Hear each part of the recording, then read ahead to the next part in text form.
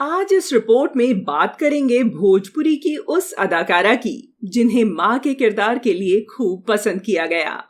दोस्तों, भोजपुरी सिनेमा जगत की बात की जाए तो अगर माँ के किरदार के लिए किसी का नाम आता है तो वो है किरण यादव।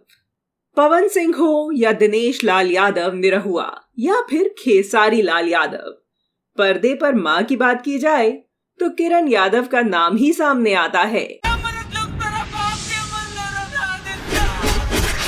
आपको ये सुनकर हैरानी होगी कि किरण यादव ने 35 साल की उम्र में ही भोजपुरी कलाकारों की माँ का किरदार निभाना शुरू कर दिया था। किरण यादव को माँ के रोल में इतना पसंद किया गया कि उनको इंडस्ट्री में माँ का टैग मिल गया। किरण यादव अब तक 200 से ज्यादा फिल्मों में काम कर चुकी हैं। सबसे ज्यादा उनको निरहुआ की माँ की भूमिका में ही देखा गया है। किरण यादव जब अभिनय करती हैं तो दर्शकों की आंखों में आंसू भर आते हैं।